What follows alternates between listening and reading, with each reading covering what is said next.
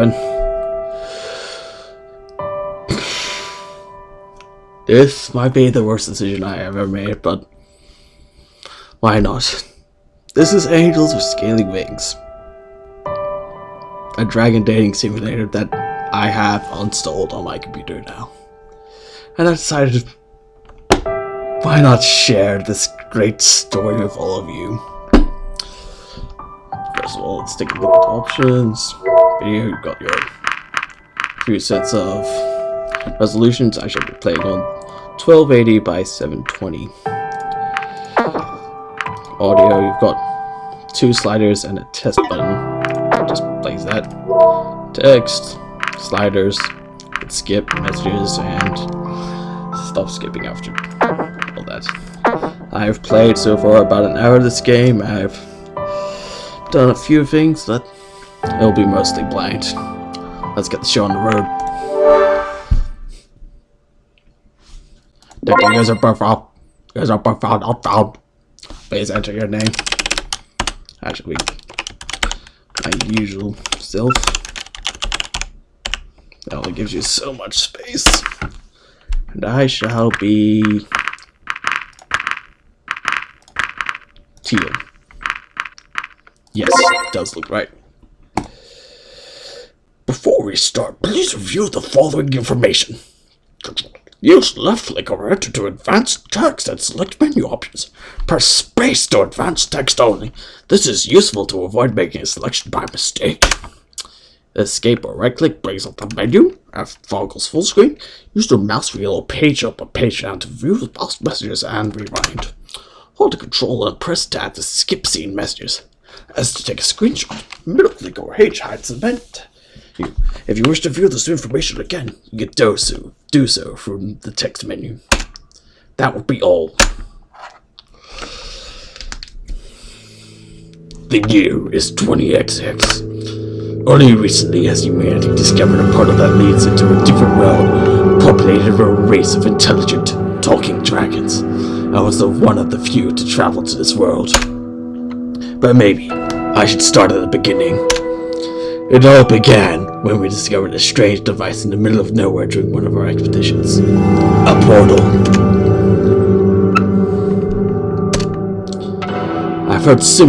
I've heard about similar technology before, though that has been more on an experimental level. From what I knew, other portals had been created in the past and were under consideration for mass application. As for this one in particular, though, we did not know who had built it, nor when or why we found it in the wilderness where we did. What is more exciting to us was the fact it was functional. After our first tests, we found that there was someone else on the other side who was in possession of a similar portal, and our attempts at communication through the letters were successful. But in the end, the machine's extraordinary demand for power meant we needed to act quickly, as we would not be able to keep the portal open for much longer. When we made this known to the other side, we received an unexpected reply, a letter of invitation. After some deliberation, it was decided to accept their hospitality and send a person to the other side.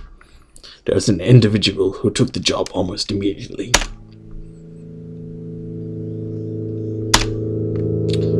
Reza Equardio.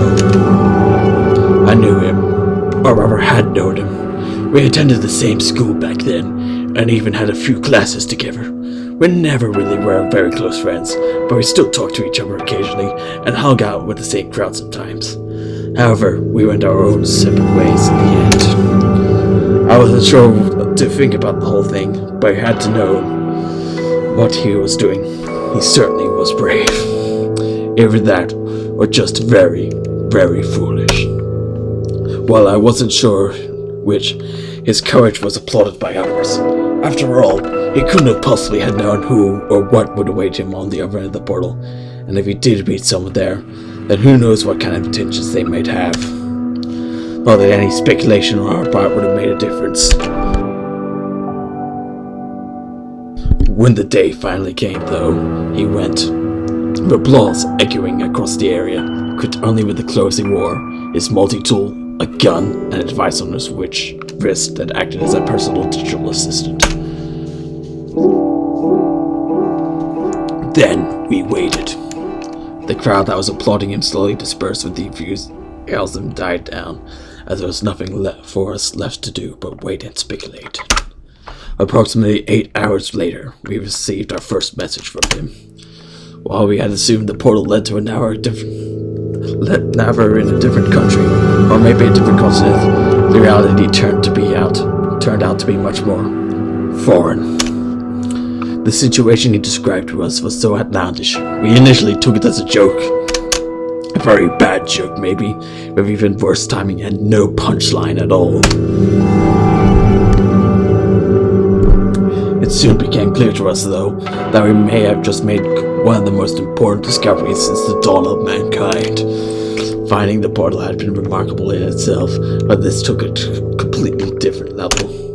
From what he described about the place, or more accurately, its inhabitants, we summarized, it could not have been part of Earth at all. We called them Durgans. Not that far.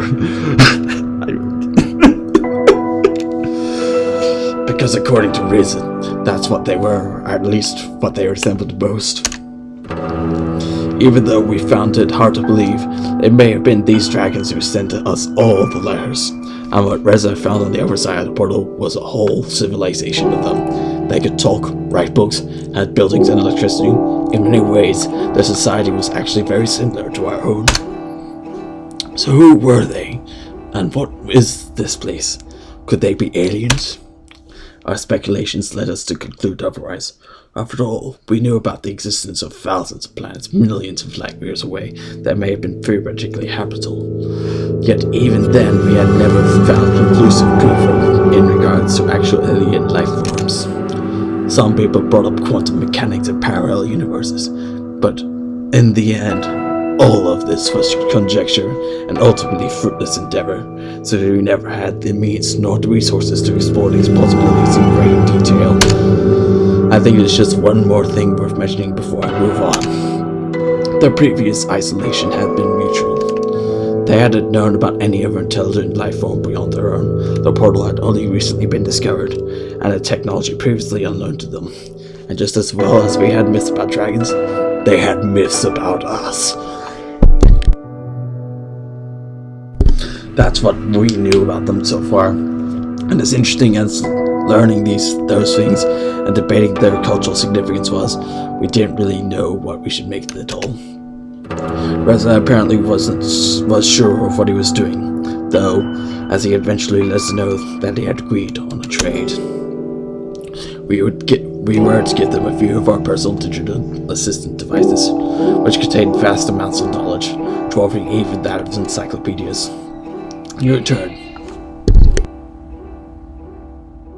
In return, they would supply us with generators.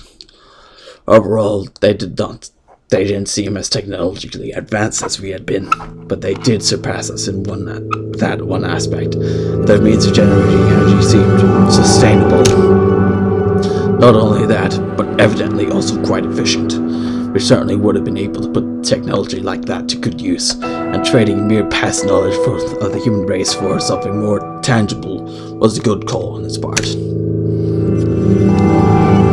That is where I came in. My prior experiences in both biology and sociology made me a good fit to deliver our PDAs for the trade. While in the Dragon's world, waiting for the prototypes of our generators to be manufactured by them, I would act as an ambassador on humanity's behalf.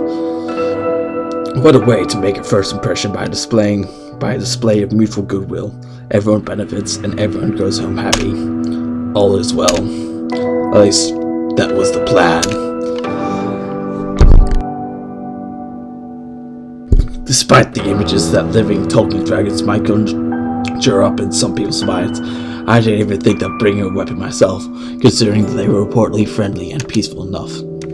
There was no need for me to fear potential ill intentions like Reza did. When he had stepped into the unknown territory and acting as a humanity's ambassador, I had to do my best to uphold a high standard in fostering this diplomatic relationship. When the time came for me to step through the portal, all my mental preparedness vanished. My anxiousness was fueled by all the questions stuck in my head, just as the machine started to work. Would it hurt? Who would I meet on the other side? What if they really weren't so friendly and just made Reza write this letters with the pretense of appearing friendly, only to lure us into the den of man-eating monsters and certain doom, both ending up as nothing more than a tasty afternoon snack? Maybe I should have brought a weapon after all. Suddenly, I felt a shiver coursing throughout my whole body and beyond when I disappeared, as if every cell, every atom of my body was torn from me and pulled into a different direction.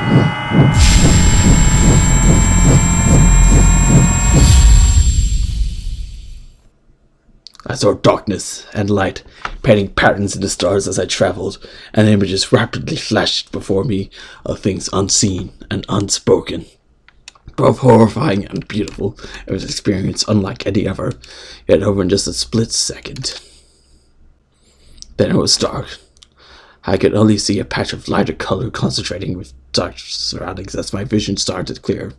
Its edges got sharper as a patch of light slowly took shape, giving me a disgruntled outline of a reptilian head and an array of horns spouting from it.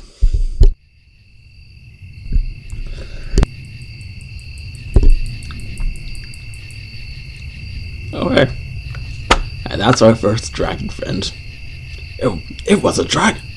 As I can now see, a dragon not only had a pair of rounded glasses, also wore a burgundy tie around his neck.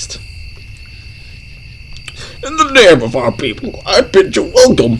If I may introduce myself, I am Remy, your guide and ambassador, a representative of our council. The dragon spoke. It was one thing to have heard and read about this, but something else entirely to have one standing in front of me, in flesh and blood and tongue. It was a good thing that all my mental preparedness had disappeared when I was teleported, because nothing could have prepared me for this.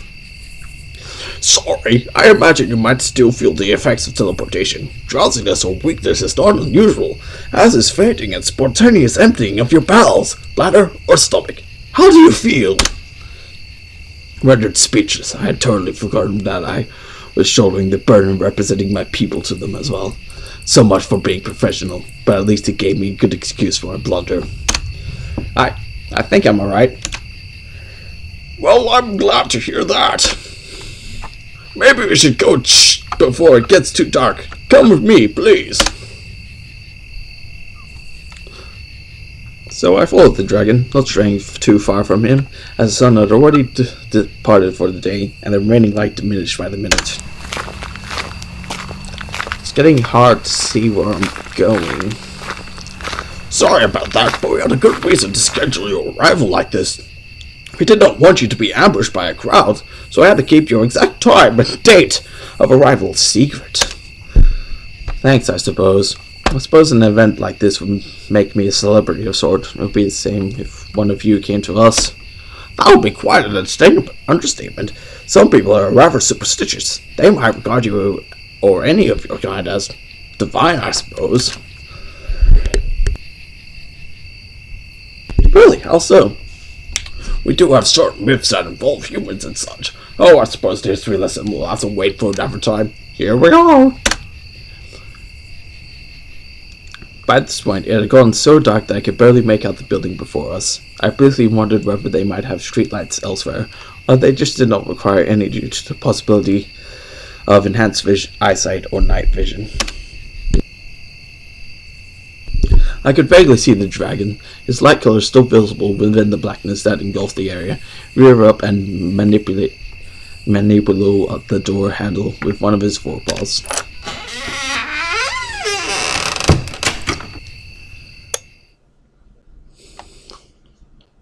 Hinges squeaking, the door opened, and with a flick of a switch, the apartment was flooded with light, blinding me after all the time we have spent without it. This is where you'll live for the time being. It's fully stocked, but in case you need anything else, I left you with a note with a few phone numbers. It is getting rather late, so I'll have to take my leave now. In any case, someone will come and greet you tomorrow morning. Thank you, Remy. Have a good night. Until we meet again. These voices are getting harder to do.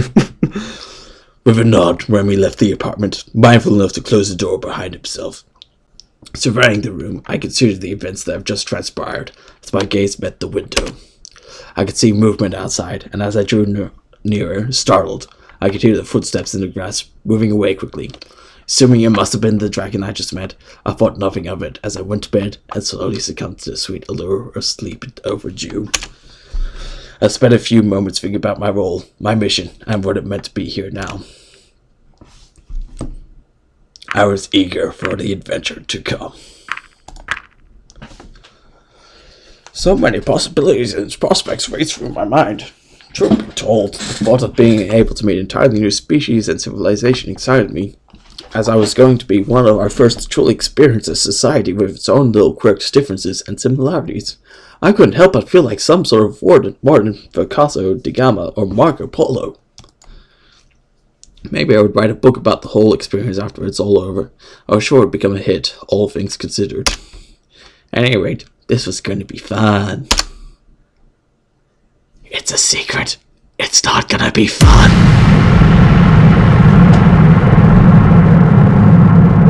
Chapter 1. Inception.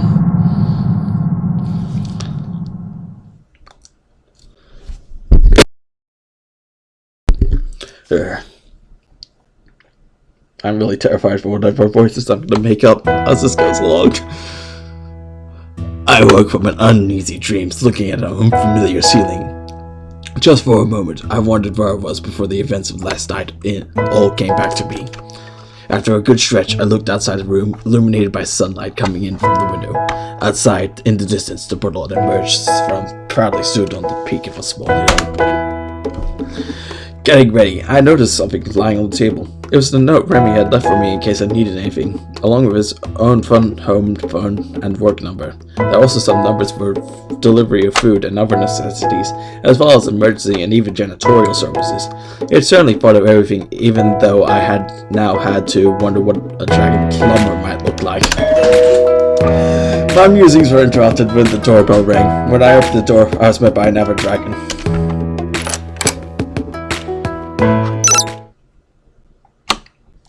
And this is because I played the game before.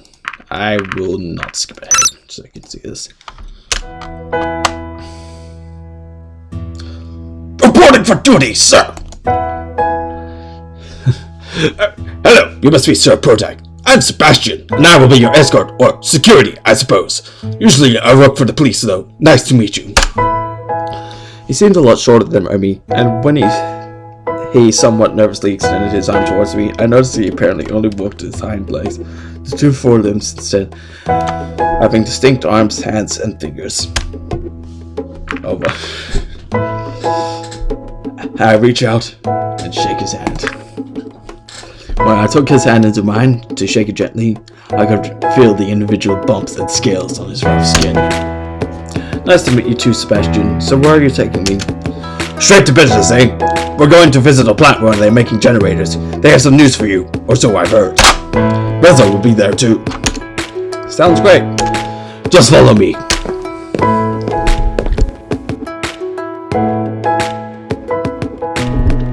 While we walked, I was under the impression that we were purposely avoiding the busier parts of town, instead straying towards the ends of the small alleys not to garner too much attention. Even then, we got the occasional stare. After just a couple of minutes, we arrived at our destination where we met by Reza, as well as yet another dragon, a vicious-looking beast that didn't stay too close to him. And that's the guy that we saw in the newspaper at the start of the game. Hey, Reza, long time no see. How true that is. Good to finally see and have a human face around here. What a coincidence to have you, of all people, show up. Yeah, guess those degrees aren't so useless after all. By the way, who's your friend? Just my bodyguard, same as yours. Don't bother him, he doesn't talk much. He looks grumpy. That's what he always looks like, and yes, that does mean he's always grumpy. The two dragons exchanged a few words, and I met the gaze of the larger, tremulous dragon a few paces from us. Sebastian turned towards me and spoke up again. Hey, Sir Protag, this is Maverick. Nice to meet you. Yeah, whatever. Just don't expect me to give you any special treatment like everyone else, and we'll be all good. What are you talking about? So you're saying you haven't noticed the stairs and how they all treat you like the next messiah or something? No, I just thought... We're not the ones making a big deal out of this, you are. We just have to get what we agreed on and then we'll be gone. If anything, I'd actually prefer if you left us alone. But you're the one who just follow me around wherever I go. A growl escaped the talker, cracking champling lips as he bared Steve and Reza. Alright, that's quite enough. Let's all just go inside already, shall we? After you.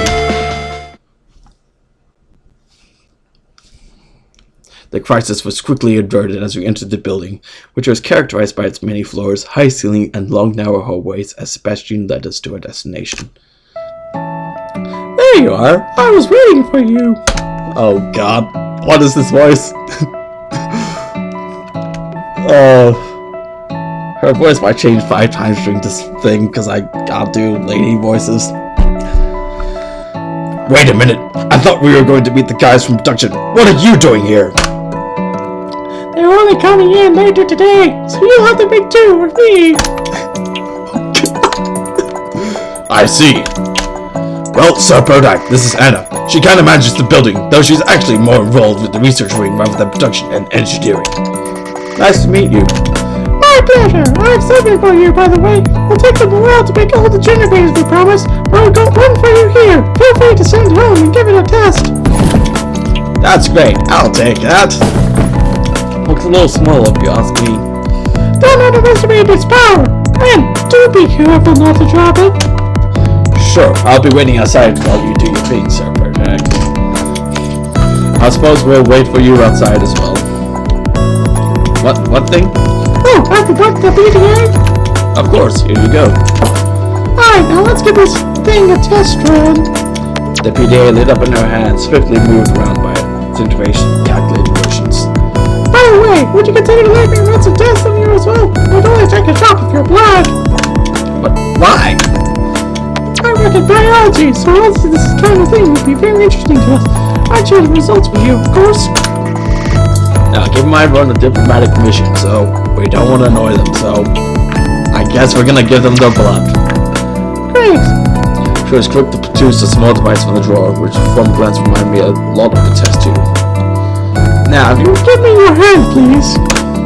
As I reached out to her, she took my hand to hers, but when she pressed the device into the back of my hand, I winced as pain jolted through my hand. Something sharp drove itself through my skin, and shortly afterwards, a droplet of blood was sucked into the test tube attached to the small needle. Thanks. You're welcome. Looks like your PDA is good, by the way, so we're just about done here. It's just for proof in biology. It could be interesting if you want to meet me some other time as well. Here's my phone number. And that was much easier in this game than it will ever be in real life. See you soon. Well, that was interesting. Did she ask for your blood too? Yeah. Did you give it to her? And this is the annoying part where I want to say it's none of your business. But I'm just going to say no because I don't like him. Me neither. I mean, if we're going to give them our body, let's not do it for free, right? Sure. I'm getting hungry. How about some breakfast? I'm all for it. I can't stand early mornings like this. That shouldn't be a problem. There's a cafe not far from here. What do you say, Marvers? Oh, mind to grab a bite myself. That solves it then.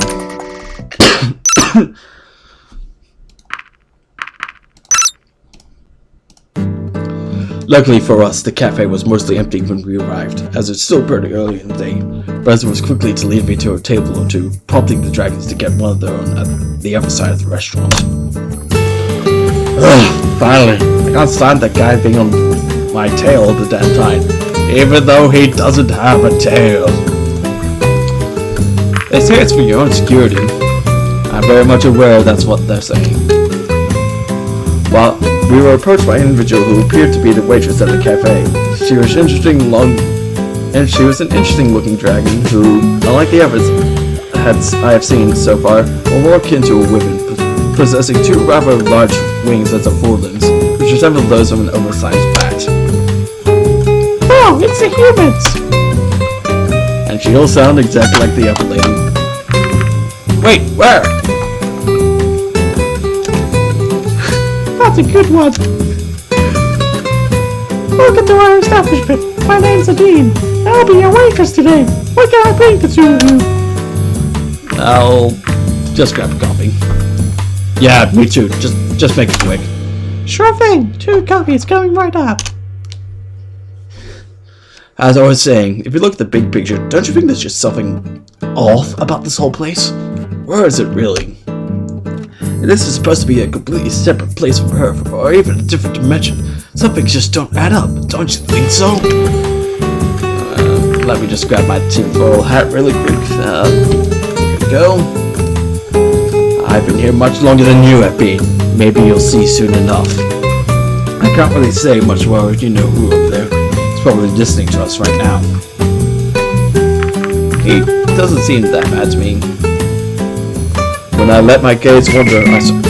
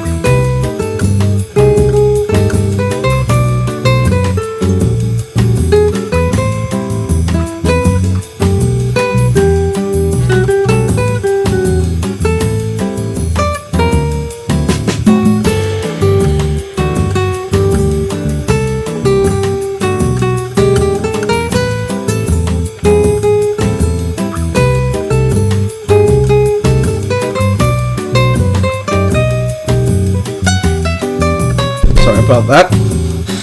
When I let my gaze wander, I saw that Maverick was looking in my direction. Our eyes met briefly, his expression not showing any discernible emotion, while I wondered whether it had been just a coincidence or he really was able to hear us from a distance. I do have some theories, and if I'm right, we might be in trouble. What kind of trouble? What are you talking about? Shh! Be quiet! I'll let you know more as soon as I can. But for now, let's just play alone. After all, we already have one of these babies. He batted the generator's box for emphasis. God knows we need them. Oh, there she comes. The female returned, astounding me with her ability to balance the dishes on the edges of her wings, somehow through the laws of physics. She placed her forelimbs on the table and proceeded to move the dishes from her wing towards her with a gentle push of her snout. I'm not sure if I want to drink that now. There you go. Enjoy. Thanks. You're welcome. And then she slides off to the background. To be honest, I was a little skeptical of the kind of coffee that I might come up with in a place like this, but after a mouthful, I have to admit it wasn't so bad. I've certainly had much, much worse. When the waitress brought us our meals to the 2 dragons across the cafe and exchanged a few words with them, Reza leaned forward and whispered something to me. I'll send you a letter with a coded message later. You'll know what to do. Reza rose from his seat and made it known to me that he still had a few things to do and left the restaurant, followed shortly after by the larger of the 2 dragons. Laters. I was in a hurry, so I spent a few minutes in contemplation of while I looked out the window and finished that coffee. Not that the whole situation was already bizarre enough, there was also now the vague sense of danger conveyed by Reza's earlier words. I did not even have an idea what kind of threat might be lurking out there. Eventually, I got up, ready to be on my way for whatever else the day might bring. Are you done? Sure am. How did you like it? It was alright. Glad that you enjoyed it. Just wait outside and I'll handle the rest here. Sure thing. I stepped outside, taking in the scenery of the strange familiar world. On the short time I was here, I've already found the similarities between their world and our own utterly fascinating. After all, we are talking about an unmapped place with a never-before-seen form of life. As far as discoveries were concerned, even something as simple as a new unicellular organism or even bacteria would have been remarkable. Yet here I was, standing in the middle of a village evidently built by this race of intelligent talking dragons with a society not unlike our own. Reza didn't seem to share the same interest and instead was more smitten with the generator, but given our reasons for coming here in the first place, I couldn't blame him for his enthusiasm for being focused on something else. My thoughts were interrupted as something suddenly zipped past me a little too close, causing me to stumble back. It was a rather small dragon with a bag clamped in his mouth, who apparently had somewhere to be.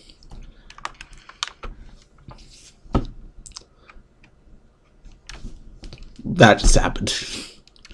I regained my footing and watched as it disappeared off in the distance. Even though I've seen enough dragons to recognize their variation in size, color, and other attributes, I guess this one might have been a juvenile of the species. Shortly after, Sebastian jostled me outside, having taken care of the tab. I gave her a generous tip on your behalf. I hope you don't mind. How nice of you. In any case, now that you've given us the PTA and Reza has the generator, you are free for today. So if you would like to go anywhere in particular, let me know, or I can show you around town. I was tempted to be given a tour, but considering Reza's words, I wanted to be careful and not stray too far without knowing more about this world first. I think I'll stay home for a day. I still got to get used to everything, you know? I'll accompany you back then. There we are. Home, sweet home, for now at least. Well, if you need anything, I'll be outside until my shift ends. Otherwise, I'll see you tomorrow. Thanks. See you tomorrow. See you.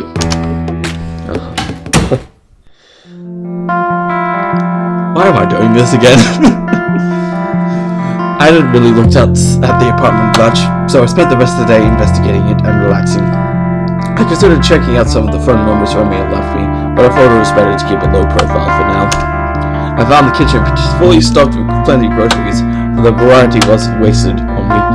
I hadn't been a particularly great cook in the first place, but what was more, I didn't even recognize some of the things I found there. Whether they were edibles that we had back home I just didn't know about, or something completely alien, I wasn't sure, but I didn't want to take a risk of eating anything I didn't know. After all, it was possible that some of the cosmeticables might have been fine for them to eat, but still poisonous to us. I also got to find a shelf that was filled to the brim with a variety of books. While I found the subject matter of man, myth, or reality to be quite intriguing, I hadn't given up on just a few pages, due to exceptionally dry writing style, which I wasn't inclined to enjoy at the moment. In the end, I settled for an adventure novel about a dragon archaeologist who stumbles upon the remains of a long-lost human civilization, out of which it was funded by evil organization who wants to use the found magical artifacts for its own nefarious purposes. While entertaining, I had to admit that it reminded me a little too much of the trash and noise we had at home. I certainly found it amusing that certain tropes were not really unique to us as a species, though I wondered whether this kind of nature had fallen into disfavor as it had back when home in Arctic. I was reading a particularly exciting scene in which the hero Shin uses one of the magical artifacts shaped like a pair of human hands, holding a scepter with glove at the top to defend herself from being crushed and ground into a bloody pulp by an ancient human temple's moving walls, when I suddenly heard the doorbell ring.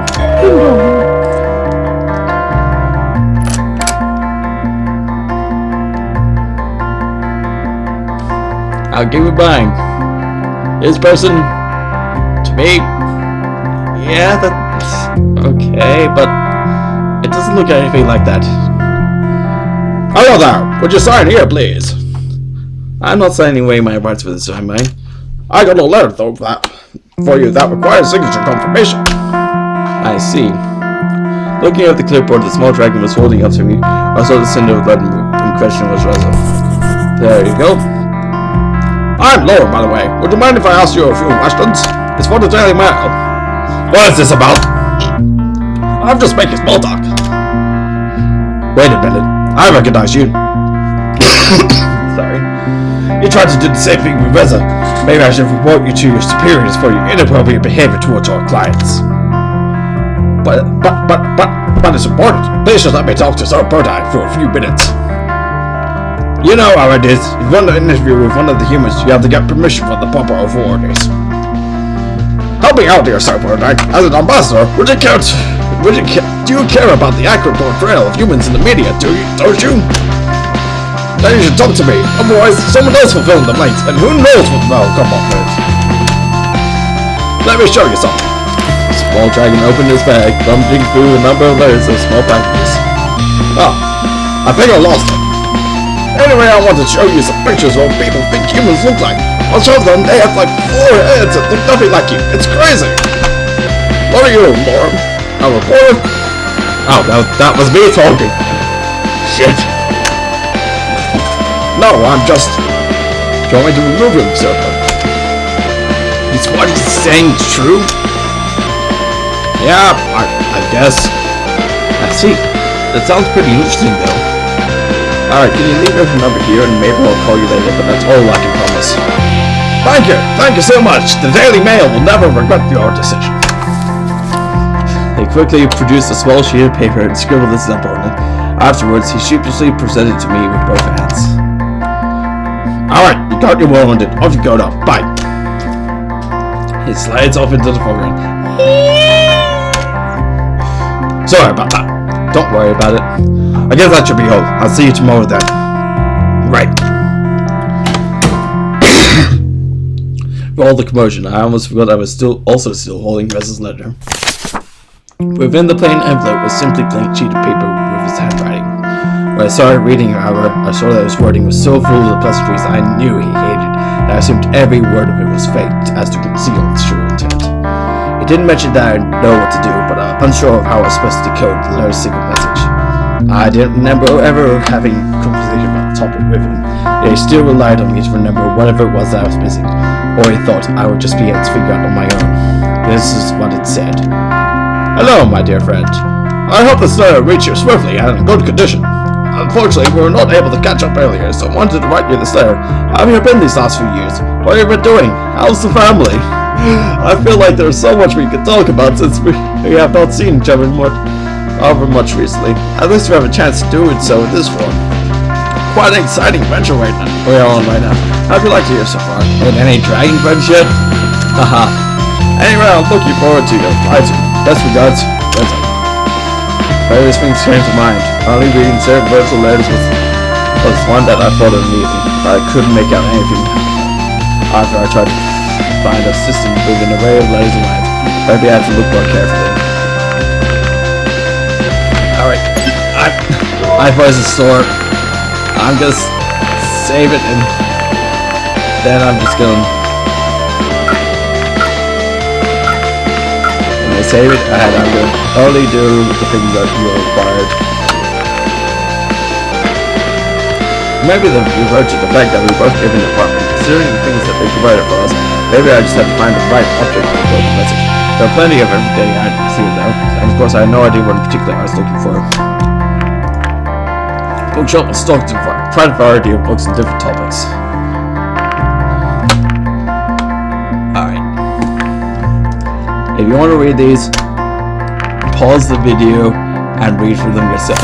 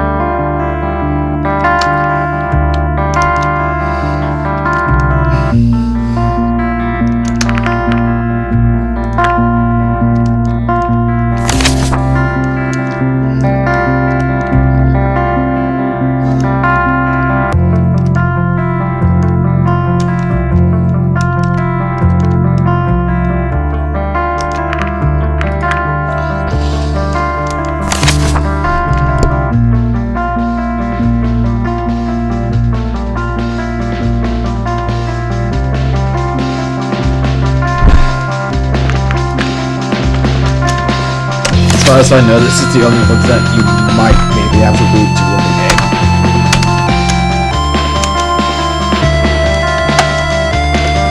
But I'm not sure. I've played the second chapter, so this will be an adventure once we actually get up to that part. I'll have more of everything commentary. Now, what you're actually supposed to do is go to the kitchen, and inside the pantry there's a selection of fruits. The only one that matters is this one. I'll give you until we finish all of these to find out what's so special about the lemon. I'd be going to eat, but no, there's no need to do.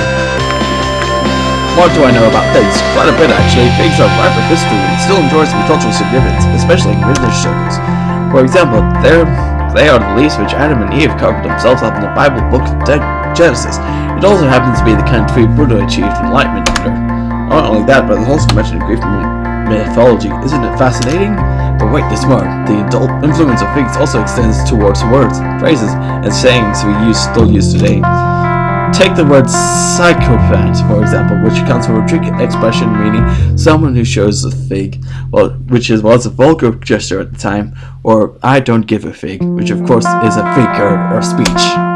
And I might as well say the influence of figs is as far-reaching as the fruit is succulent, figuratively speaking, that is. I'm afraid none of this actually helps with Reza's letter, though.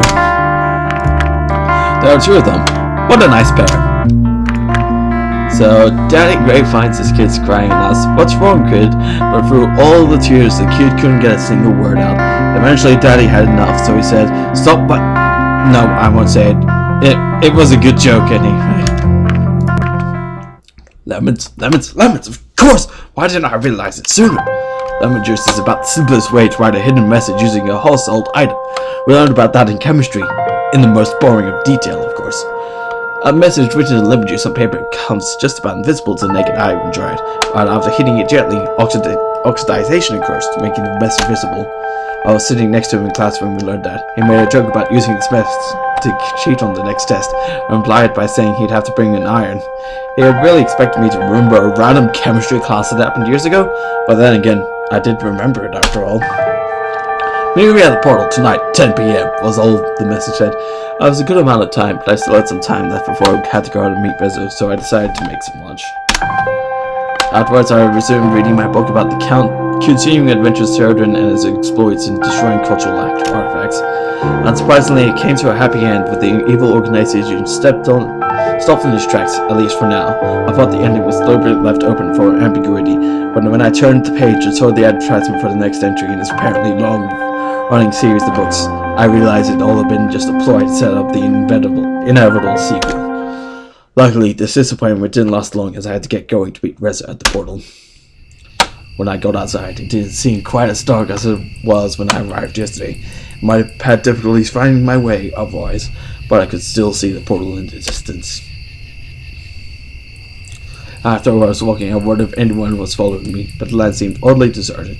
Was everyone already asleep?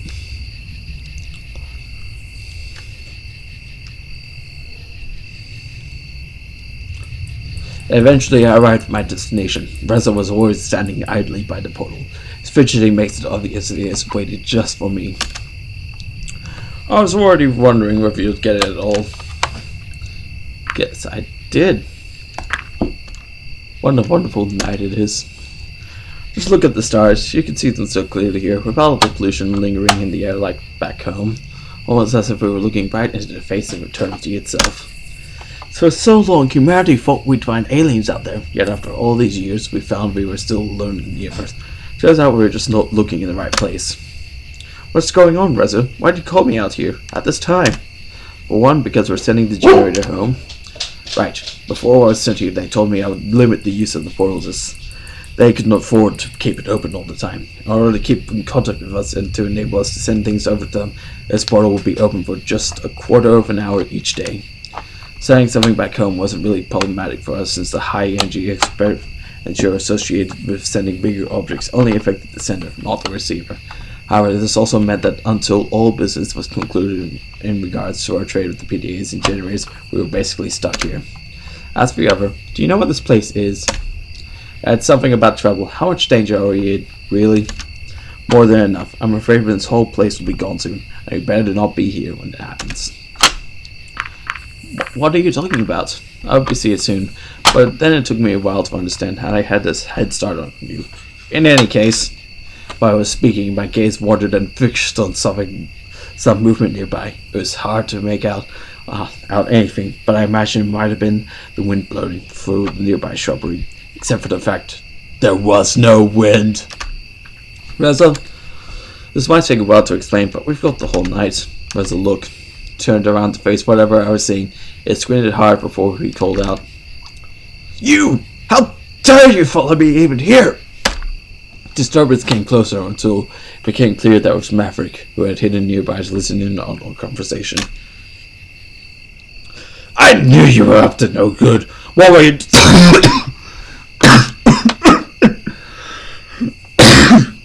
"What were you talking about? What are you planning here? Some kind of attack?" "Wait a minute, there's no reason to..." "Don't try to deny it. I heard you both talking about it in the cafe, and I saw the letter. You think I couldn't smell the lemon on it? Pathetic. You have to come with me to the police station now. Both of you."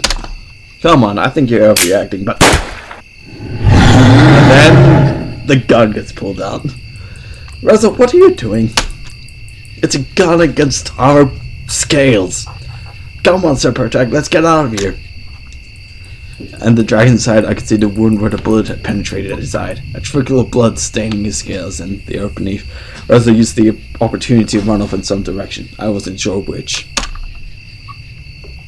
I frantically searched my surroundings for Reza, though he had already vanished into the darkness. What was I supposed to do? Run away as well? Help Maverick? I was just a diplomat. I had no idea what was happening. Suddenly, the dragon ripped around, hitting me in the guts with its thick tail. I was lifted off the ground briefly before I felt the impact of my body hitting the ground hard enough that my vision blurred almost immediately. A deafening roar battered my ears. Was this his cry for help? I could barely move, but I found it better not to try, as to not startle the wounded dragon more than he already was. It certainly would have ended badly for me if he tried anything.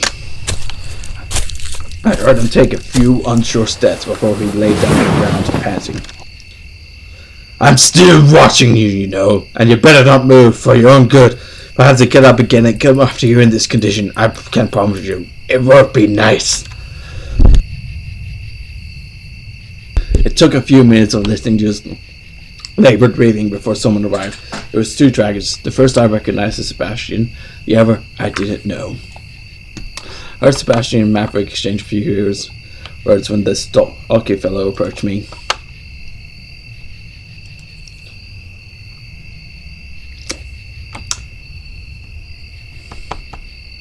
"Hey, kid, you alright?" I think I'm alright. "I'm Bryce, the chief of police in this town. Can you tell me what happened?" Maverick followed us here and tried to apprehend us.